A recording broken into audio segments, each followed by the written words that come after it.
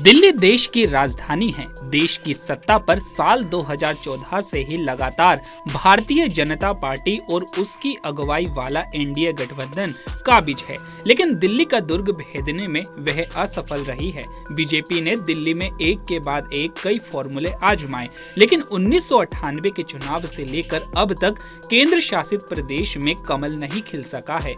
मोदी लहर में विजय रथ पर सवार बीजेपी जब पूर्वोत्तर से उत्तर तक एक के बाद एक राज्यों में जीत का परचम लहराती जा रही थी, तब भी दिल्ली उसके लिए अजय बना रहा।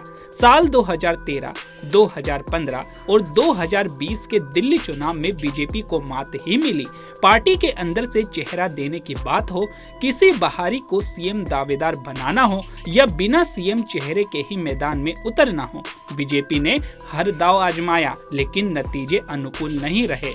दिल्ली फिर से विधानसभा चुनाव की दहलीज पर खड़ी है और बीजेपी ने इस बार के चुनाव में बगैर सीएम फेस के उतरने का फैसला ले लिया है। बीजेपी के इस फैसले को पिछले चुनावों में हर दांव फेल होने के बाद अब फिर से अपने आजमाए नुस्खे को ही अमल में लाने की रणनीति पर लौटने की तरह देखा जा रहा है। तो चलिए अब बात करते हैं कि आखिर बीजेपी ने दिल्ली में बगैर चेहरे के लड़ने का फैसला क्यों लिया। बिना सीएम चेहरे के लड़ने का फैसला बीजेपी की सोची समझी रणनीति का हिस्सा है। हालांकि 2020 के चुनाव में भी पार्टी मुख्यमंत्री फेस प्रोजेक्ट किए बगैर ही चुनाव में उतरी थी और करारी शिकस्त झेलनी पड़ी थी। ऐसे में पिछले चुनाव के फॉर्मूले को ही दोहराने के पीछे क्या रणनीति हो सकती है, बात इसे लेकर भी हो रही है। दरअसल बीजेपी को लगता है कि उनके पास इस समय दिल्ली की राजनीति में कोई ऐसा चेहरा नहीं है जो अपने दम पर ही दिल्ली में केजरीवाल की चुनौती का सामना कर पाए।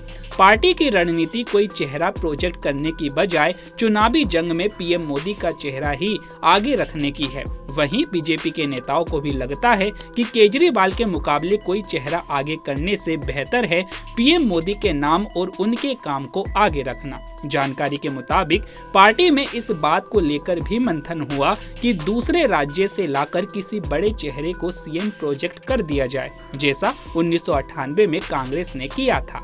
कांग्रेस ने तब शीला दीक्षित को सीएम फेस घोषित कर दिया था, लेकिन संबंधित नेता की दिल्ली के बीजेपी कार्यकर्ताओं के साथ केमिस्ट्री कैसी रहेगी, इसे लेकर असमंजस ने इस तरह की संभावनाओं को खत्म कर दिया। वहीं दिल्ली के पिछले यानी 2020 के विधानसभा चुनाव की बात करें तो बीजेपी ने पहले के चुनावों में किए गए प्रयोगों से हटकर एक नया प्रयोग किया था। बीजेपी ने दिल्ली चुनाव में सीएम फेस प्रोजेक्ट किए बगैर उतरने का फैसला किया और सामूहिक नेतृत्व में चुनावी रण जीतने के बाद सीएम पर फैसले की बात हुई।